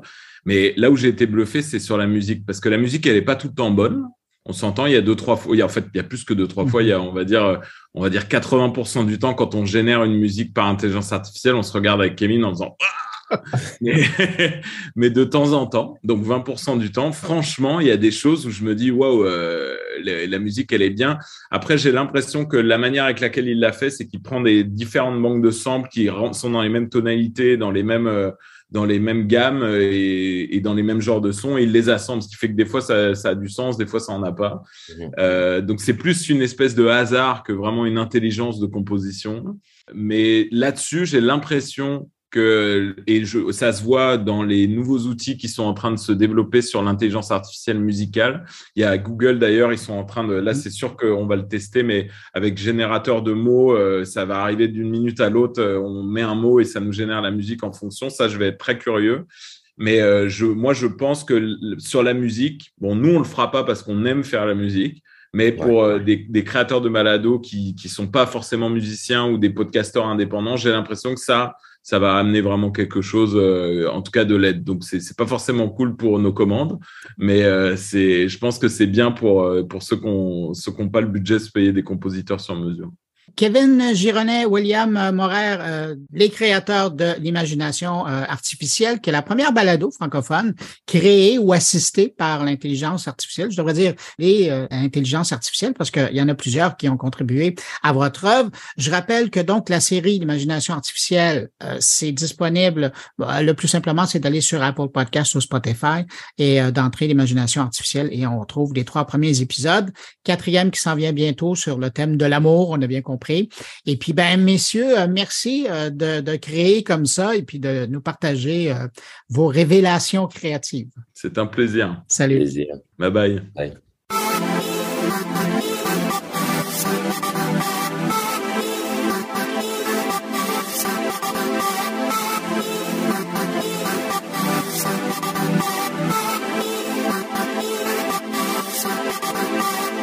Allez, autour de mes collègues maintenant, Thierry Weber s'intéresse à la nouvelle approche de Meta qui va proposer une offre payante pour les plateformes Facebook et Instagram. Bonjour Bruno, bonjour les auditeurs de mon carnet. Ça y est, nous y sommes. Thierry laisse place à sa propre voix synthétique pour animer cette chronique, comme il l'a toujours rêvé. Alors sans plus attendre, abordons ensemble le sujet choisi par Thierry, j'ai nommé « La décision étrange de Meta ». Oui, bonjour Bruno, bonjour les auditeurs de mon carnet cette fois-ci. C'est bien moi, même si au préalable, c'était effectivement ma voix. Voilà, ça y est, j'y suis arrivé. Synthétiser ma propre voix pour simplement faire lire du texte et l'utiliser à des fins professionnelles, Bon, on en est encore un petit peu loin, mais je remercie Acapella, le groupe dont j'ai eu la chance de faire connaissance et de les rencontrer au CES à Las Vegas. Un système qui s'adresse principalement à des personnes qui risquent de perdre leur voix ou qui ont des problèmes d'élocution, tout simplement, effectivement, pour pouvoir continuer à converser avec leurs proches au travers d'interfaces dans lesquelles ils peuvent, comme ça, installer, effectivement, cette voix synthétique. Voilà, bon, je reprends le micro et je vous souhaite la bienvenue dans ce qu'on pourrait appeler une drôle de décision. Vous avez sûrement vu passer cette décision de Meta, l'entreprise dirigée par Mark Zuckerberg, qui a annoncé le lancement d'un nouvel abonnement payant appelé Meta Verified. Après plus de 20 ans à nous défendre, à nous bassiner sur le modèle économique gratuit soutenu par la publicité, Meta a décidé de suivre l'exemple d'autres entreprises de réseaux sociaux tels que Twitter. Oui, c'est les premiers auxquels on pense, forcément. Snapchat, Reddit et Discord en proposant des abonnements payants parce que ça fait des émules tout ça. Pour environ $12 par mois, les utilisateurs de Facebook et Instagram maintenant peuvent désormais souscrire à Meta Verified qui leur permet d'afficher un joli petit badge bleu signalant leur authenticité ainsi que d'autres fonctionnalités avancées telles qu'une meilleure protection de leur compte contre les usurpateurs d'identité et une priorité dans l'affichage de leurs publications. Cette option elle est disponible en Australie et en Nouvelle-Zélande pour le moment, mais elle sera bientôt étendue à d'autres pays, notamment aux États-Unis. Alors bien que l'abonnement soit optionnel et que les plateformes restent gratuites, cette nouvelle stratégie de Meta a suscité bien évidemment des critiques. En effet, certains experts estiment que le modèle de Meta Verified est incohérent car il offre des fonctionnalités qui répondent aux besoins de différents types d'utilisateurs, tels que l'authentification pour les organisations et les personnalités, la promotion pour les influenceurs et la sécurité pour tous. Cependant, la décision de Meta de proposer un abonnement payant s'inscrit dans un contexte plus large où les réseaux sociaux historiques voient leur nombre d'utilisateurs augmenter tandis que leurs revenus publicitaires diminuent. Et oui, les vases communicants. En 2022, Meta a vu ses revenus publicitaires chuter pour la première fois depuis son introduction en bourse en 2012. Voilà, ça fait pas mal d'années. Les raisons de cette baisse de revenus sont multiples. L'inflation grignote les budgets des annonceurs, l'attention des utilisateurs est divisée entre de nombreuses applications et aussi les autorités, notamment européennes et Apple, interviennent pour mieux protéger la vie privée en ligne en limitant la collecte de données personnelles, ce qui ne fait pas le bonheur de Meta. Ainsi, la bataille entre les plateformes se déplace du côté des créateurs de contenu qui produisent des publications qui captivent l'attention du public. Meta Verified est donc une réponse à cette tendance qui se dessine chez les autres réseaux sociaux. Cependant, cette nouvelle offre est loin de faire l'unanimité, certains experts soulignant que l'argument d'attirer les créateurs de contenu est davantage un argument marketing qu'une réelle création de valeur. Je vous invite à aller faire un tour d'ailleurs. Certains internautes, certains influenceurs se sont amusés à comparer les revenus d'une plateforme à une autre. La différence, elle est abyssale. Dans l'ensemble, cette décision de Meta de proposer un abonnement payant illustre la nécessité pour les réseaux sociaux de diversifier leurs sources de revenus pour rester compétitifs sur le marché. Cependant, cela soulève également des questions sur la valeur réelle de ces abonnements payants pour les utilisateurs. On parle quand même de $12, peut-être probablement 12 € par mois. Et vous pensez quoi de l'abonnement payant proposé par Meta? Seriez-vous prêt à payer pour avoir accès à des fonctionnalités avancées sur Facebook et Instagram? N'hésitez pas à m'en faire part dans vos commentaires. N'hésitez pas à venir exprimer votre avis là-dessus. Moi, j'ai le mien. Je ne vais pas vous le partager tout de suite. Quoi qu'il en soit, je vais rester pour le moment sur Facebook. Je vais rester aussi à bord de ce podcast et avec ma propre voix. Allez, portez-vous bien et à très bientôt si ce n'est pas avant.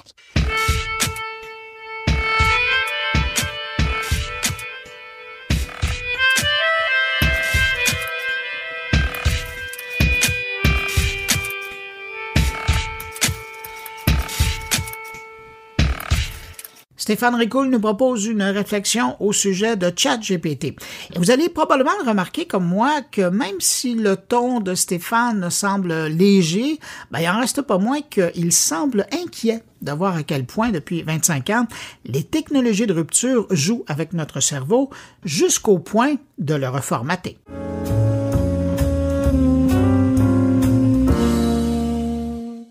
là là, on en aura frappé des touches de clavier et consommé des litres de salive pour évoquer cette rupture technologique que ChatGPT apporte, avec la force de son modèle de langage de réseau neuronal, qui apprend à partir de vastes quantités de données textuelles et génère des réponses à des questions posées en langage naturel. À tort ou à raison, ChatGPT a été porté au nu comme seul un peuple peut se soulever pour porter une nouvelle idéologie et engendrer une révolution. On lui prête nombre d'avantages, on lui accorde bien volontiers notre respect et surtout on lui confie avec grand soulagement la fastidieuse tâche de réfléchir. Après nous avoir désappris à chercher et trouver grâce à la révolution des moteurs de recherche, voilà qu'on cherche à nous désapprendre à mener réflexion, stratégie et alternatives, peu importe le sujet, gracieuseté d'une intelligence artificielle désormais démocratisée. Et oui, c'est vrai, ChatGPT, comme toute technologie d'intelligence artificielle, peut apporter de nombreux avantages à nos sociétés, qu'elles soient démocratiques ou non d'ailleurs. Je vais vous donner quelques exemples. Aider les décideurs dans les gouvernements, les entreprises, les OBNL, dans d'autres domaines, peu importe, à prendre des décisions éclairées en analysant d'énormes quantités de données comme aucun humain ne pourra faire, et ainsi repérer des tendances et des modèles afin de fournir des recommandations grandement précieuses. Ou encore automatiser les tâches répétitives et fastidieuses, ce qui peut libérer les travailleurs pour se concentrer sur des tâches plus complexes et créatives. Aider les personnes à communiquer dans des langues différentes ou à mieux comprendre les personnes atteintes de troubles de la parole ou d'autres problèmes de communication. Accélérer la recherche dans des domaines tels que la médecine, la science et la technologie, en identifiant encore une fois des tendances et des modèles à partir de vastes ensembles de données. Ou encore aider les personnes handicapées à accéder à des technologies et à des services qui leur seraient autrement inaccessibles. Vous voyez comment c'est beau ChatGPT, hein? Le monde de demain va se porter tellement mieux. En nous déchargeant du fardeau de passer des heures à rechercher de l'information, Google et les autres moteurs de recherche nous aura permis, comme société, d'accéder de façon totalement planétaire à un bassin de connaissances que tous et chacun pour le bien commun nous alimentons chaque jour toujours un peu plus. De ce bassin de connaissances pour le moins providentiel sont nées les plus grandes idées qui ont poussé notre monde à devenir plus connecté, plus innovant, plus facilitant, plus engageant, plus tout en quelque sorte, sauf protecteur de notre planète. Nous ne savons plus chercher, mais nous savons désormais trouver. Nous ne nous souvenons plus de l'information, mais nous savons où la retrouver. Nous avons appris à beaucoup mieux formuler les questions que les réponses. C'est ça que nous a apporté Google. Et comme on ne peut envisager aucun retour en arrière possible de par la nature même de l'être humain, disons quelque peu porté sur la facilité, alors considérons que tout ça, c'est bien correct. Maintenant, quid de ChatGPT? De quoi nous décharge au quotidien cette fameuse intelligence artificielle? Eh bien, j'ai pas besoin de vous faire un exposé sur ce point, sans jeu de mots. C'est sur la nécessité d'écrire, de comprendre et de résumer des textes. Donc, de facto, comme je le disais en introduction, plus besoin de se mettre dans une posture de réflexion ou de stratégie pour générer un contenu spécifique. ChatGPT est là pour ça. C'est pas parfait, je sais, mais soyons indulgents dans notre besoin de révolution et de rupture. ChatGPT est encore un bébé qui doit beaucoup apprendre et qui, à terme, va nous permettre de nous concentrer sur d'autres tâches plus importantes ou créatives. En générant rapidement des articles de presse, des transcriptions de réunions, des rapports et des présentations, ce qui peut être bénéfique pour les journalistes, les hommes d'affaires, les professeurs et les étudiants, ChatGPT va aider à accélérer la production et la diffusion de l'information, tout en permettant aux utilisateurs de consacrer plus de temps à l'analyse et à l'interprétation de cette information. Alléluia, non? Et même si ChatGPT soulève des préoccupations importantes en ce qui concerne la qualité de l'information générée, le risque de désinformation et les possibles erreurs ou biais en générant des textes de manière autonome sans supervision humaine, nous vivons présentement un point de rupture qui va profondément changer encore une fois notre société. Je ne parle pas forcément de ChatGPT, l'outil en lui-même, mais du principe autour. Les générations les plus jeunes et celle à venir, en ne se souciant plus de la production de contenu, qui à toute fin utile de toute façon va devenir très accessoire et ne sera plus ce qu'il y a de plus important, ces générations vont pousser au paroxysme ce que nous avons nous-mêmes débuté, à savoir l'art de poser les bonnes questions pour obtenir les bonnes réponses. Mais en plus, vont développer un sens critique comme jamais aucune autre génération n'aura eu, car elle n'aura pas le choix de le faire face au risque de voir l'intelligence artificielle prendre le dessus sur la société que l'Homo sapiens aura eu tant de mal à créer. Et si c'est pas le cas, vous savez quoi? Cette rupture technologique servira à minima de catalyseur pour encourager une réflexion cette fois-ci plus critique sur la façon dont nous utilisons les technologies et sur les limites de nos propres capacités de raisonnement.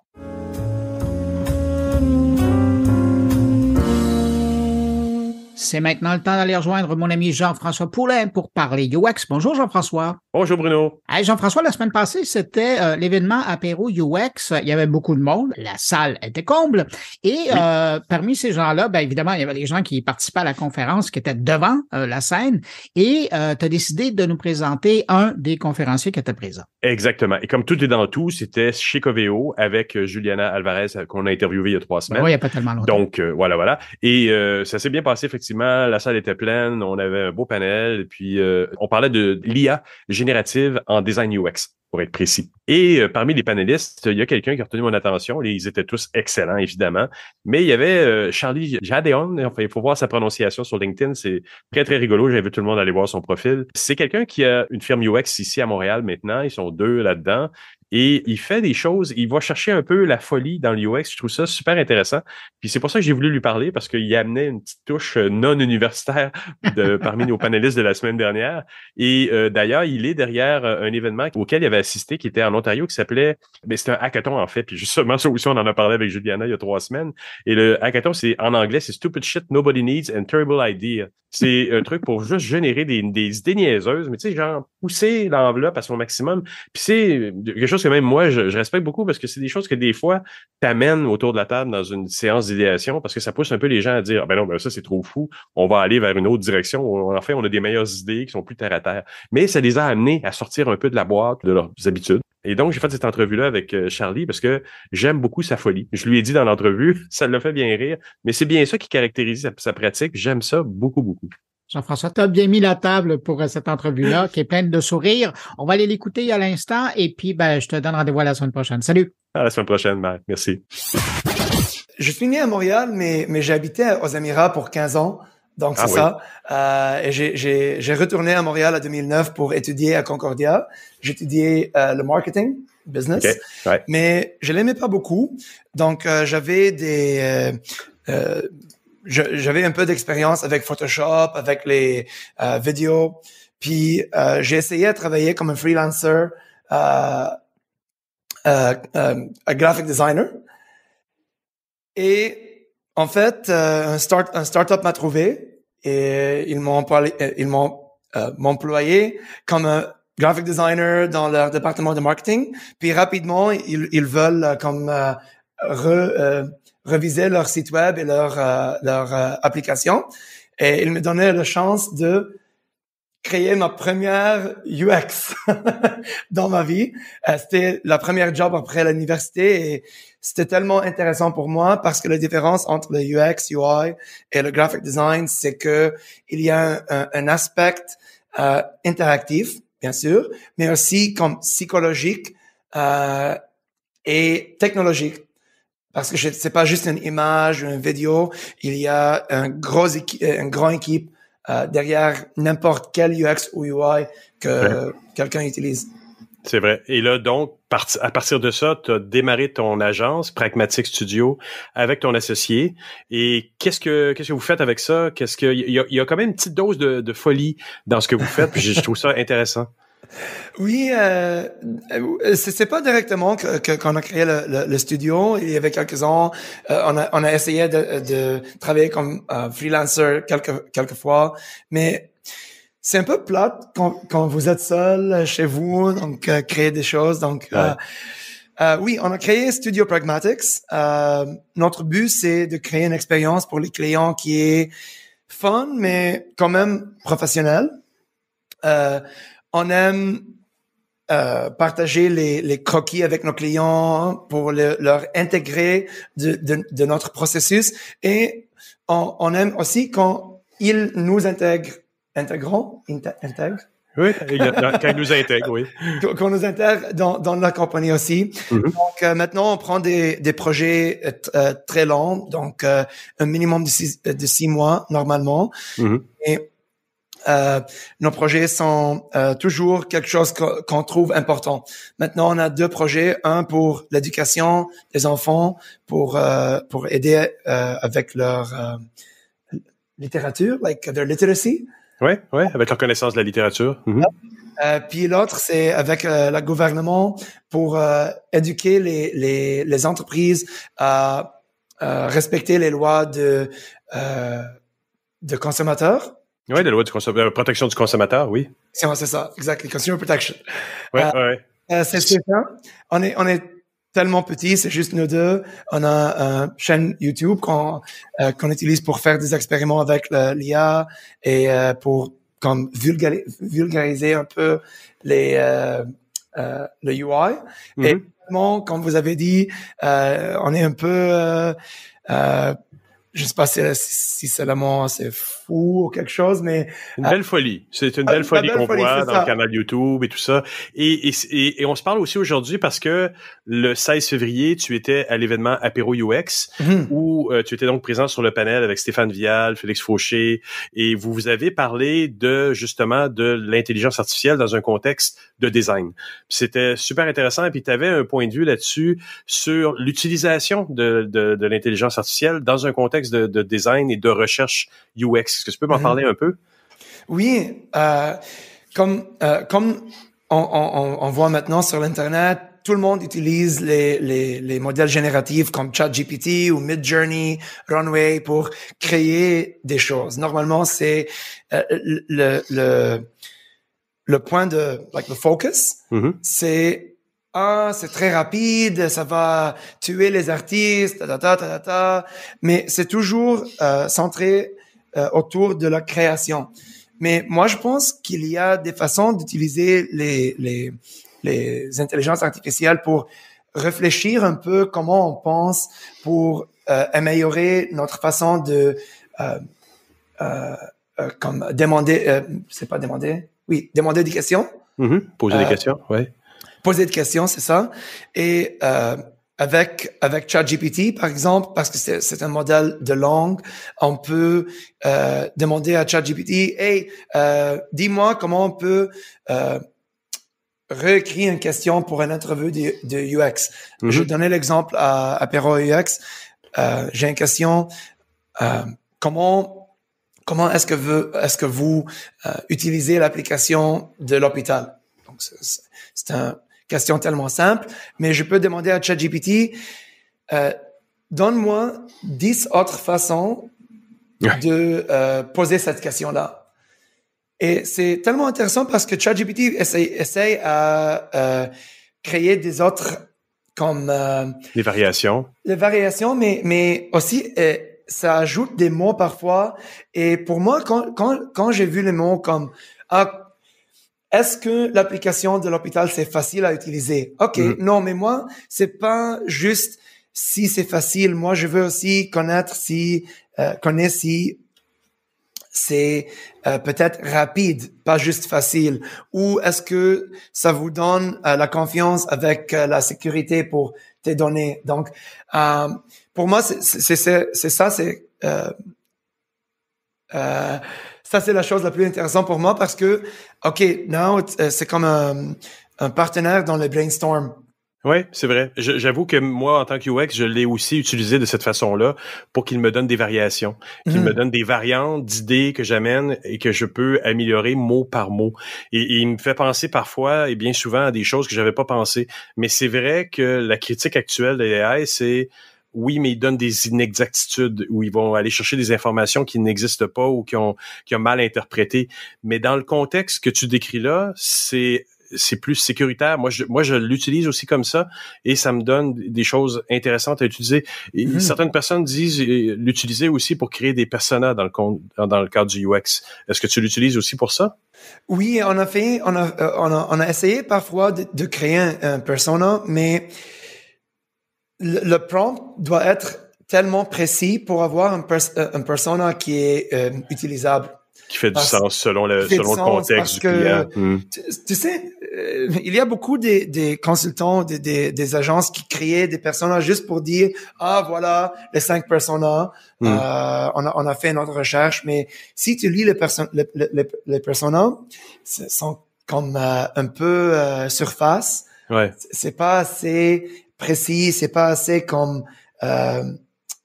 connecté avec le vrai problème de la compagnie ou de l'application essaye à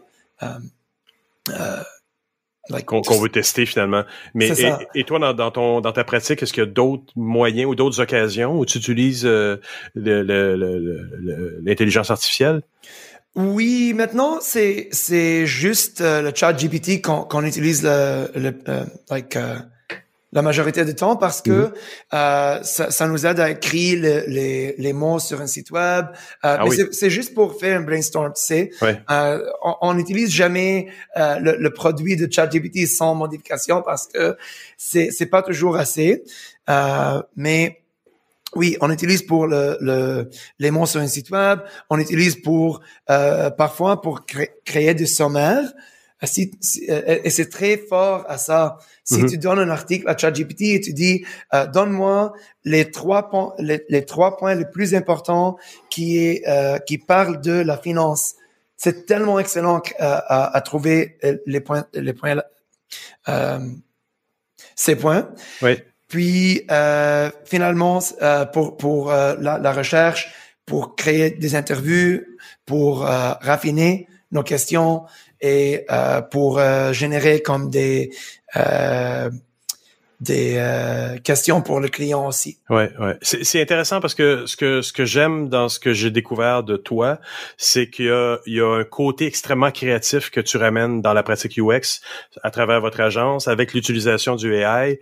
La fin de semaine du 17 février, vous avez aussi organisé un événement qui s'appelait c'était un Hackfest, mais c'était 2 days until we make c'est ça, 2 days until we make useless shit. Non, c'est stupid shit nobody needs and terrible ideas hackathon. Encore mieux. Mais c'est intéressant parce que ça nous amène et ça nous ramène à l'absurdité parfois de ce qu'on fait, à laquelle on fait face dans certains projets. Et là, toi et l'équipe qui avait organisé ça, vous l'avez poussé encore plus loin dans cette note-là. C'était ça votre but quand vous l'avez organisé? Honnêtement, moi, j'ai découvert l'événement en 2019. C'était un événement à Toronto. Puis, je voulais aller à l'événement, mais c'était décembre 2019. Et l'événement, c'était en février 2020. Donc on sait qu'est-ce qui est passé et on n'a pas eu la chance de visiter l'hackathon à Toronto, mais l'équipe de Toronto a déménagé à Montréal et je leur demandais hey, est-ce que tu veux nous aider à créer l'événement ici? Je pense qu'il y a un manque de la folie à Montréal avec les hackathons et on était tous contents à créer l'hackathon ici. Donc, on l'appelle Stupid Hacks.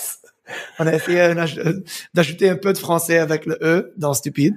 Et le but, c'est juste on veut juste rire un peu. Le monde, maintenant, c'est un peu difficile, spécialement dans la technologie. Il y a beaucoup de cynicisme. Il y a beaucoup de peur. Qu'est-ce qu'il va passer avec ces intelligences artificielles? Est-ce qu'on va avoir des jobs? Qu'est-ce qui se passe? Mais qu'est-ce qu'ils ont trouvé? Premièrement, c'était très facile de vendre les billets. On a fait presque 0 d'avertissement. Et les gens, ils cherchent pour ça, pour créer des amis qui veulent rire, qui veulent juste créer des idées un peu stupides, mais c'est quand même un commentaire de la société, de l'industrie, de design et de technologie. Et c'est un bon rappel aussi que dans des projets, nous, les designers, quand on arrive face à une armée de programmeurs, d'architectes, qui sont parfois un peu sérieux avec leur approche, mais on est là des fois pour taper un peu sur la table et rappeler à tout le monde que ça va être fou parce qu'on va essayer de simplifier quelque chose de compliqué. Mais il y a peut-être quelque chose d'intéressant là, dans pragmatique, dans ce que tu amènes, Charlie, au niveau de ça. Moi, je trouve ça vraiment super intéressant. On la voit, la note de ce que vous amenez à Montréal avec votre agence. C'est vraiment, vraiment intéressant. Oui, merci. Mais peut-être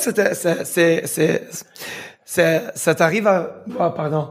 Ça arrive à vous parfois que tu fais une blague avec tes amis ou dans un brainstorm, puis tu penses, ah oui, la blague, il y a peut-être une façon de... C'est une vraie idée, c'est pas juste une blague. Donc, il y a un deuxième degré et il y a un côté sérieux. J'y crois tout à fait dans ce qu'on amène parce que parfois, le UX peut sembler sérieux et un peu plate, mais il y a quelque chose à travers des blagues qu'on peut faire ou à travers un humour qu'on va amener dans un projet. Il y a aussi un côté sérieux, là, vraiment, qui va amener une belle simplification dans un projet autrement considéré très complexe, là. Oui, exactement. Ben Charlie, j'aimerais te remercier vraiment, vraiment beaucoup pour cette entrevue. C'était super intéressant. Merci à vous.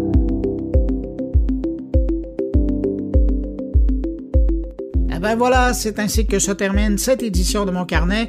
Merci à nos invités, merci à Thierry Weber, Stéphane Ricoul et Jean-François Poulain d'avoir été là cette semaine. Et merci à vous également qui êtes restés jusqu'à la toute fin de cet épisode. On se donne rendez-vous vendredi prochain pour une nouvelle édition de Mon Carnet. Entre-temps, passez une excellente semaine. Et puis tiens, vous êtes peut-être déjà abonné à l'infolettre, vous êtes peut-être déjà abonné à ce podcast, mais êtes-vous abonné à mon blog, moncarnet.com?